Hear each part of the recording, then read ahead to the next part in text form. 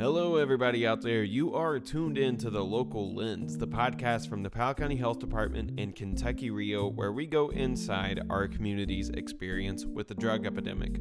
Our show is coming to you from Stanton, Kentucky, a small town at the foothills of Appalachia.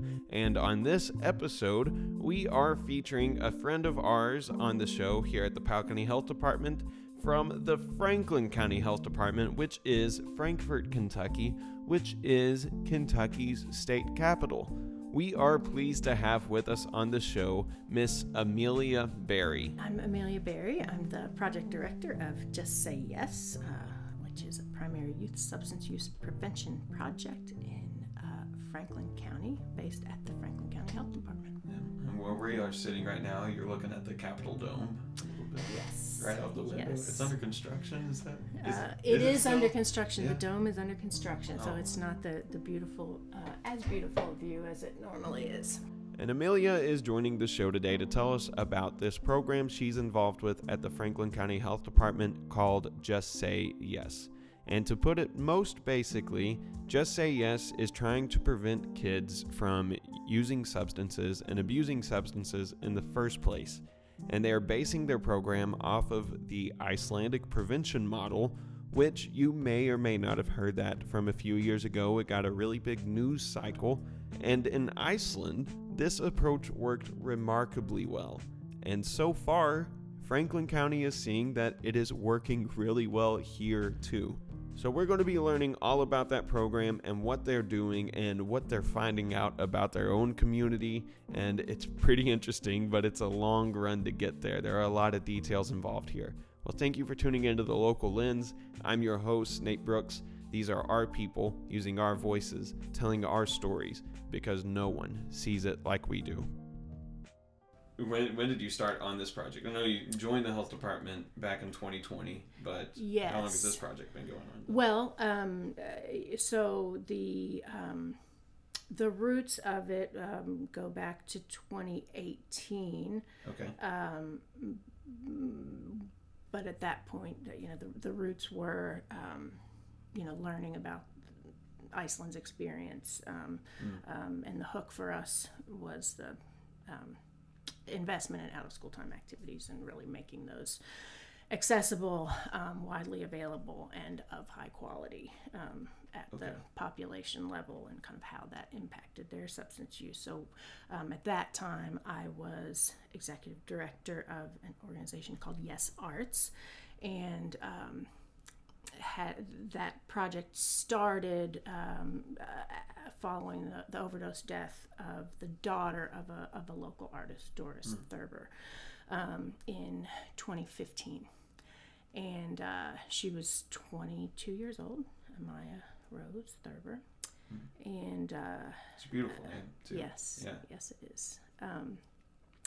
And I knew Doris from church. We sang in church choir together, and we would often, at that time, my Amelia Rose, my daughter, was, 6, maybe.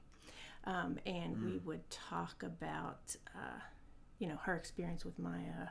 By the time Doris and I met, Maya was already struggling with addiction, but Doris would talk about, what she was like when she was younger, and there were a lot of similarities in their personalities. Rosie was diagnosed with ADHD, and that whether or not that was actually a label that Maya had as a child, certainly the temperament seemed very similar, and so we would talk about that, and then the news of her overdose death was, obviously devastating to me as a friend of Doris, and as a mother.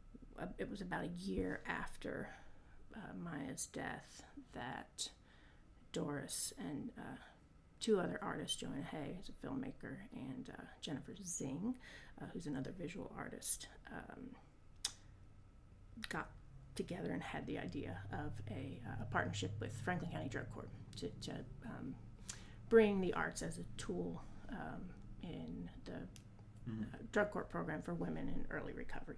Maya had been in drug court herself, with the idea that, it's healthy coping mechanisms.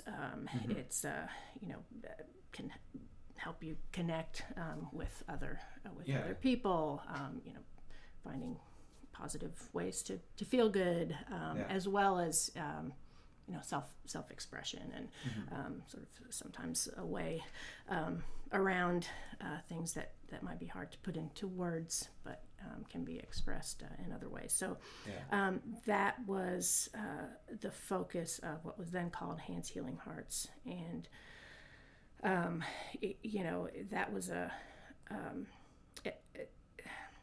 that continues as part of what is now Yes Arts.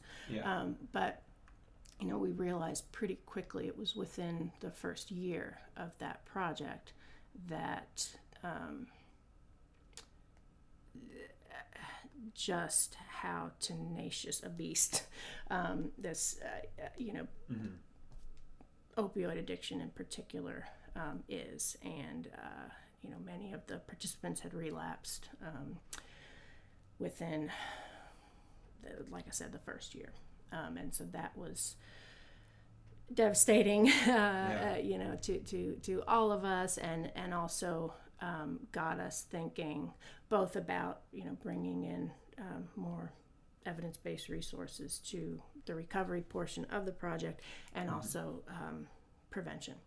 And so, thinking about the timeline, this was then 2017, which is when the first reports about Iceland started to hit the American media. So it was in the Atlantic. It was, there were a few, online stories about it. And I remember somehow Doris and I at choir practice got, have you heard about Iceland? Yes, we need to talk about that. And so we need to talk about Iceland now too, because right now, it just seems like just some weird wild card of a country that what does Iceland have to do with any of this? Okay, so Iceland, the story that was hitting the media, Iceland over the course of about 15 years went from having the highest rates of youth substance use in Europe to the lowest. Wow. The most striking data point from in 1998, 42% of 15 and 16-year-olds in Iceland had reported that they'd been drunk in the last 30 days. So, almost half of their, what we would have 10th graders getting drunk on a regular basis. 15 years later, that number was 5%. Oh my gosh. Yeah. So really the most successful turnaround in youth substance use ever anywhere in the world. And how did they do that? Well, the answer is a pretty long one, and we're going to be focusing on answering that for the rest of the episode, and not just how Iceland was able to do it, but how Frankfurt has learned from Iceland and is implementing their own thing going on here in Kentucky. The hook for us was the out of school time. That's definitely I think is what drew me and I think the Frankfurt community generally really drew us to the model. Combine, because that has been identified in Franklin County over and over again as a challenge. We need more things for kids to do.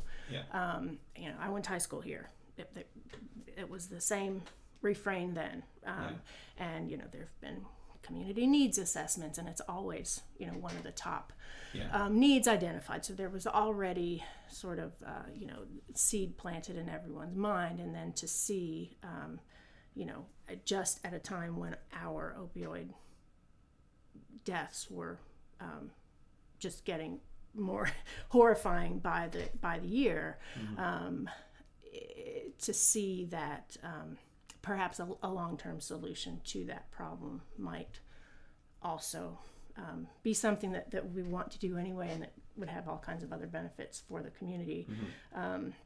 I think really appealed to people, and as Yes Arts, who had been doing this work with women, it was like, all of those same things are also true for kids. What if, because essentially a huge part of how Iceland did what they did was surveying youth, and then looking at risk and protective factors. So it's all about the ecology, the environment that kids are growing up in, right? This so they ask kids, about their substance use, but also about what's happening in their day-to-day lives. And one of those is how they spend their time outside of school. And one of the major correlations that rose to the top when they started doing that survey was that kids who were engaged consistently in structured, supervised, out-of-school time activities, supervised by caring, competent adults, tended to have far lower rates of substance use. Yeah.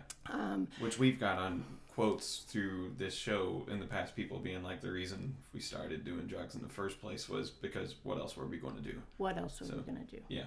That's right. Yeah. And so Iceland did all kinds of things, and one of the things that I do want to make clear, and maybe we'll just get that out of the way at the beginning, if all they had done was give kids things to do after school, it probably on its own may have gotten some results, may have helped some, but their approach was very holistic and much broader than that. And may I take a stab at what that was? Like, to my understanding. Sure. So, and this is where, like, we'll fill in the gaps on this. Okay. It seems like they wanted to get kids active and doing stuff with after-school activities. So then they looked at every barrier that could possibly be there and directly addressed those barriers. Is that accurate? That is accurate within the out-of-school time domain. Okay, so that's only part of it. Yes. Yeah. Okay. Yeah. So the survey also asks about their family life. So they, they define. One of the things that they talk about is the 4 domains, and those are kind of the different areas where you find the risk and protective factors. And basically, they cover the environments that kids are immersed in as they grow up. Mm-hmm. So family, peer group, school, and out-of-school time. Okay. So the survey covers risk and protective factors from all of those. And so and most of those, by the way, risk and protective factors came from research.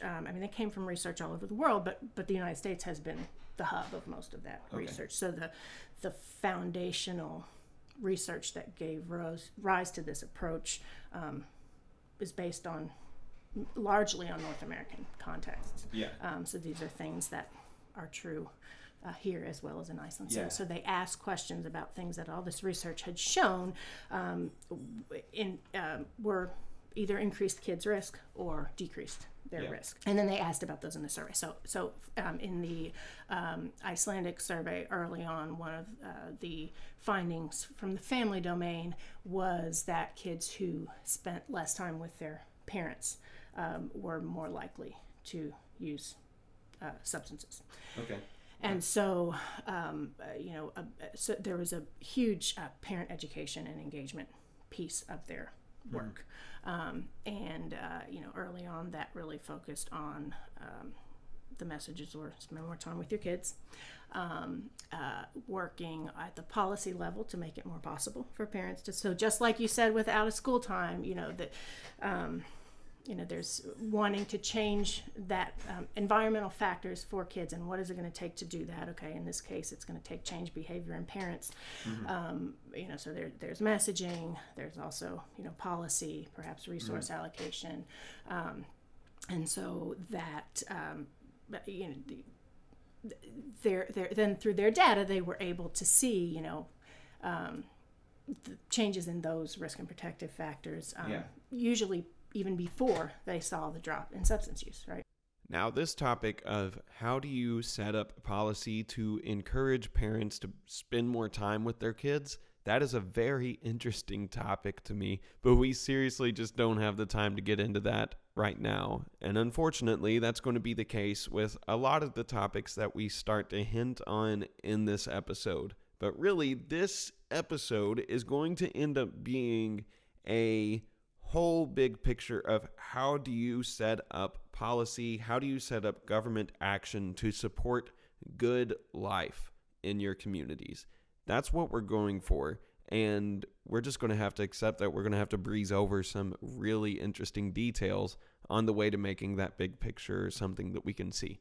And so moving on, another risk and protective factor is kids who are out past midnight in particular, but even out past midnight once a week or more, or out past 10 p.m. 3 times a week or more, like huge. I mean, in our case, it's more than 10 times more likely that they're using certain substances. And so, I'm someone who, I was out, and I think this is true for a lot of, I'm Gen X. A lot of the people who are raising, especially teenagers right now, grew up in a time when, we're known as the latchkey generation. And certainly there was not an emphasis in my house placed on what's called, parental monitoring, and, knowing where your kids are in the evening is another huge one. Knowing where they are, knowing who they're with, having set rules around when they have to be home, that sort of thing. And I mean, you saw the Goonies as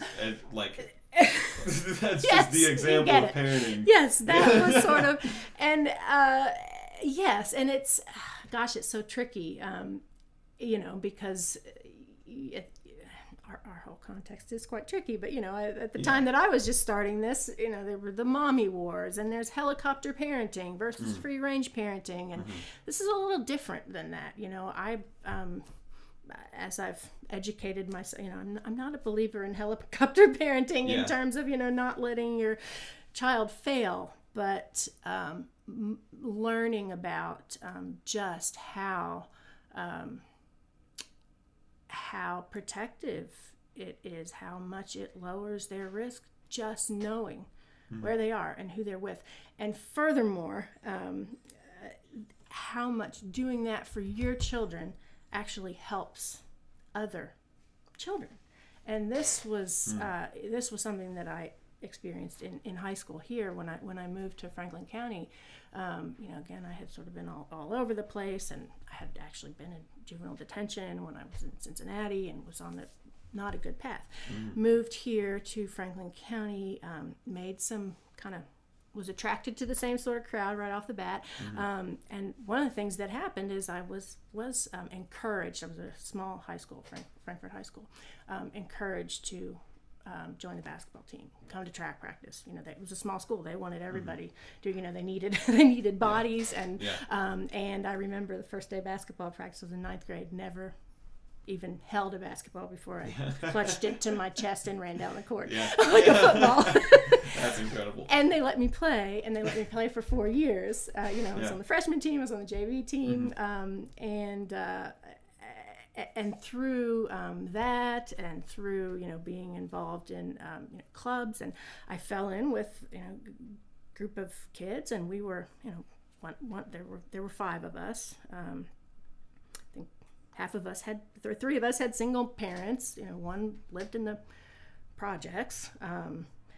So there was there were some of us had more. There were varying degrees of risk and protective factors within our family lives, right? That's a good way to put it. That's the part that I think gives everybody so much pause about, is this really possible? Because that's where it's hardest to make change. But what happened with me, and it's only through learning about this model that I even was able to see this in hindsight, no, my parents weren't asking, where I was or keeping track of that. But a couple of my friends' parents were. Well, where was I? I was with them. And so that protective factor within their family, without even them having to, it's not that they became my second mom or anything like that, but there's a contagiousness to many of these risk and protective factors. So a big part of this really is about changing community norms and the sort of snowball effect when you do that. I hope that gives you kind of broad strokes. So that's the family side. Another side of this is the peer group side, which is pretty self-explanatory. The biggest risk and protective factors there really are what the peers are doing. Your child is likely to be doing as well. So the more the higher if so there are questions on the youth survey that they asked in Iceland that we now ask on our Franklin County Youth Survey about how frequently do your friends drink alcohol, or and basically that correlates directly with how likely that student is to which that shouldn't alcohol. Surprise anybody. It shouldn't. It shouldn't.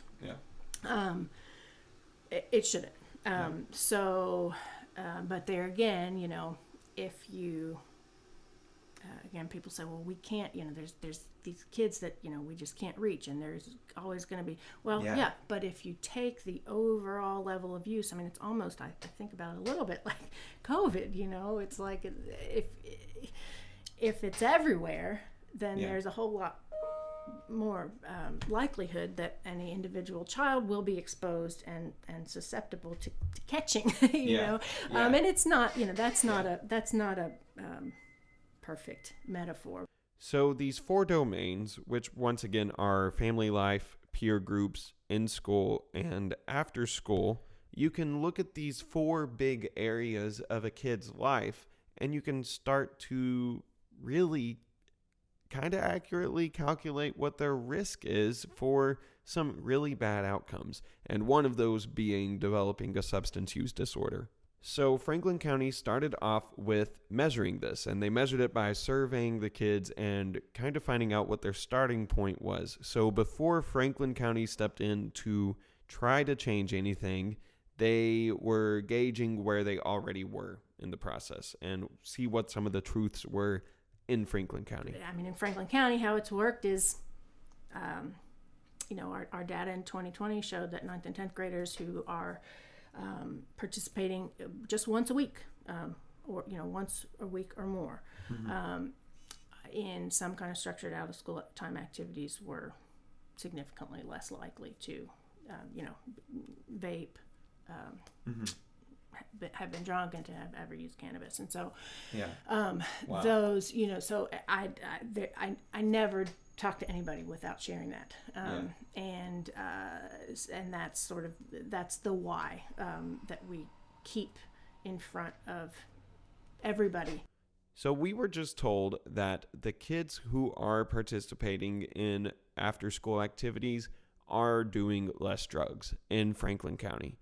And you might be thinking, of course, the kids that are going to be doing the after-school activities are less likely to do drugs in the first place. And that's probably a pretty common assumption. But the reality is that that is an assumption. Another assumption you could make, if you're more optimistic, would be this.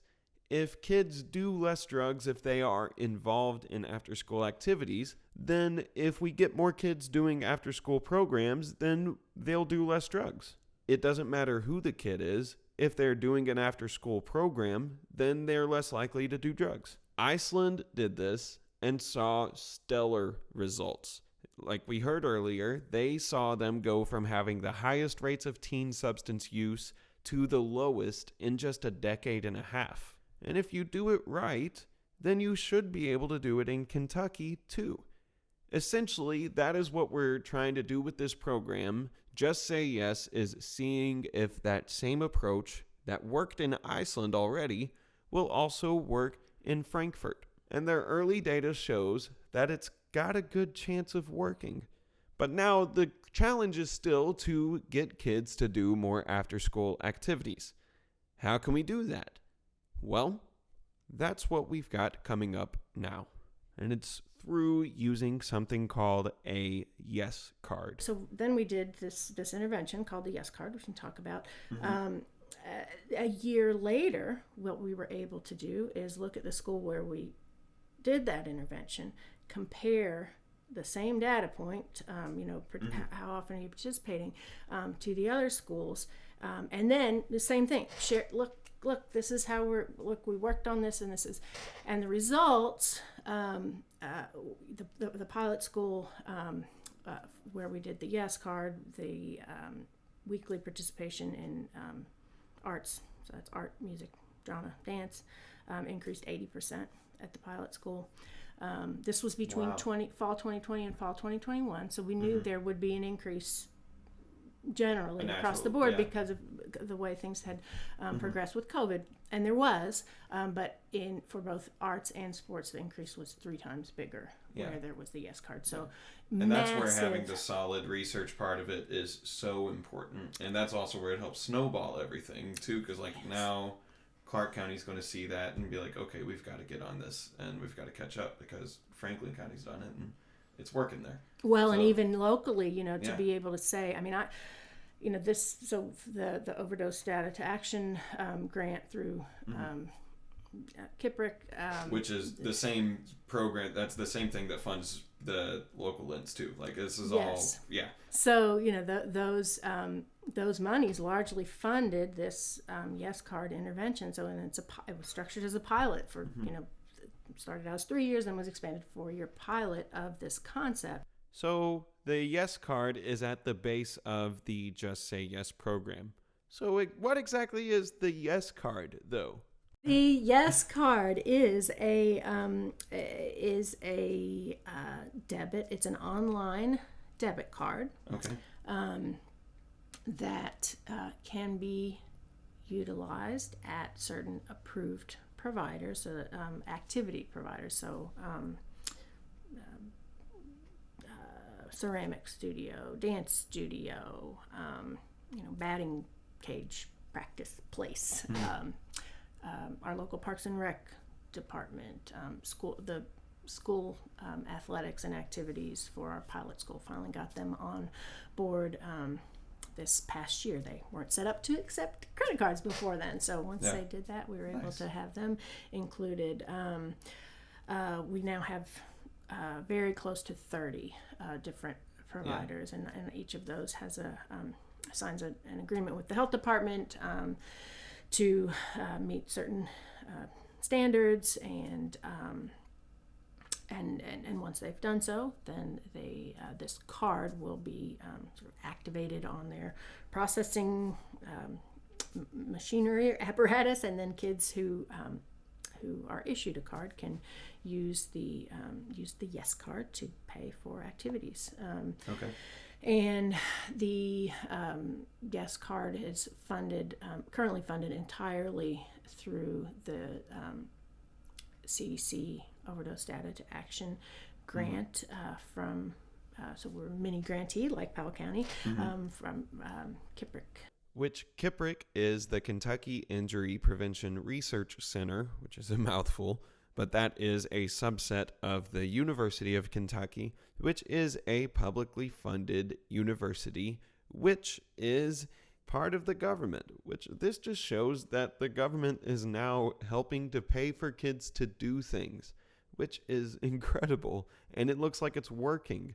Really, we needed to see how is it working, and this process structure, which is, I think, I've heard the Icelandic Prevention Model described that way. I think it's very apt.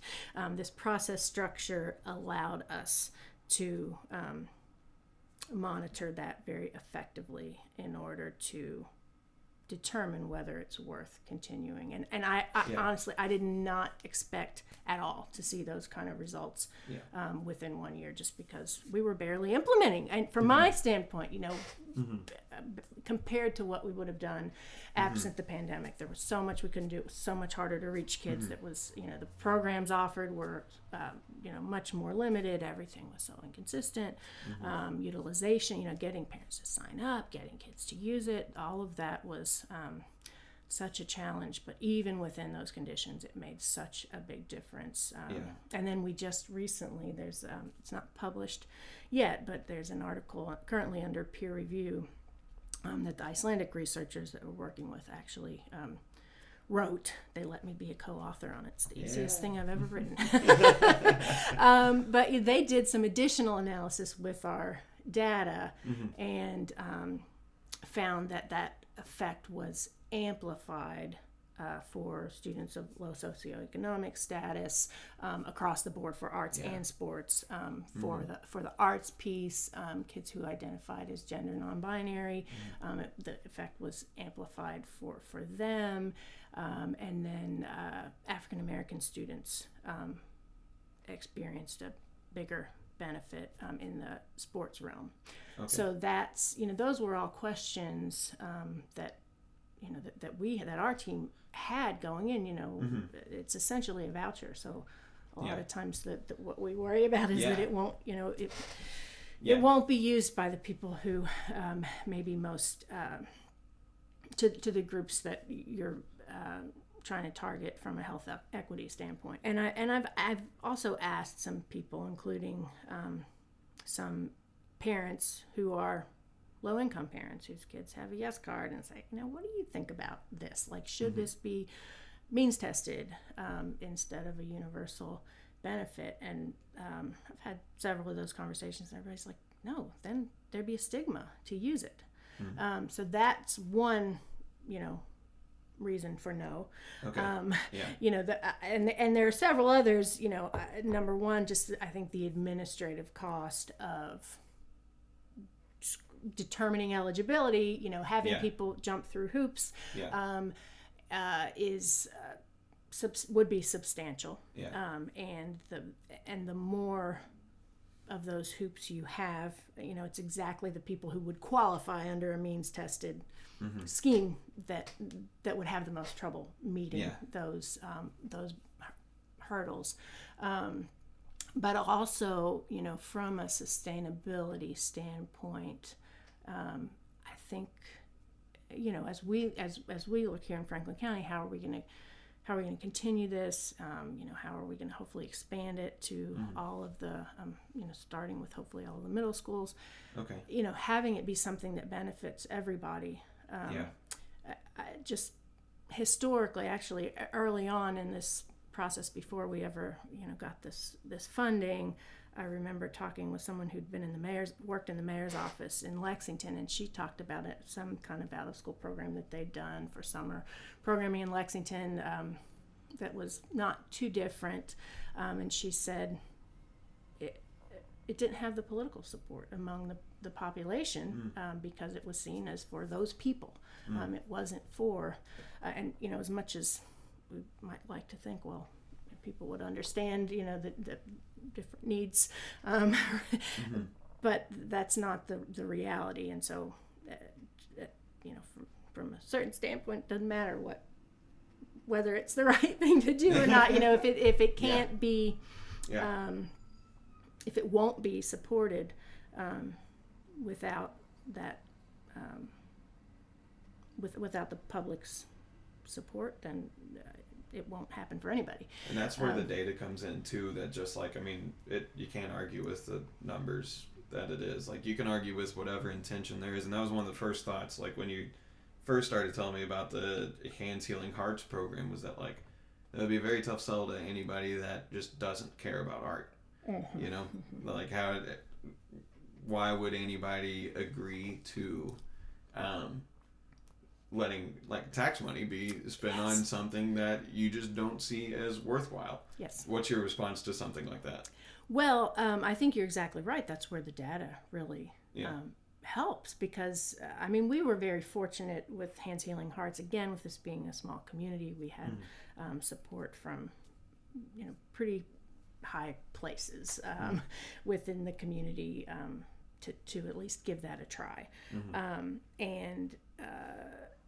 But with Just Say Yes and with this youth survey data, it becomes a much different and less theoretical conversation with policymakers, people who are in charge of allocating resources and that sort of thing, to say, this is not just about kids having a good time or helping parents, or which might sound fine. Might sound fine, but might not be the priority. But this is how it impacts in an upstream way things that are downstream. The consequences of not doing this are.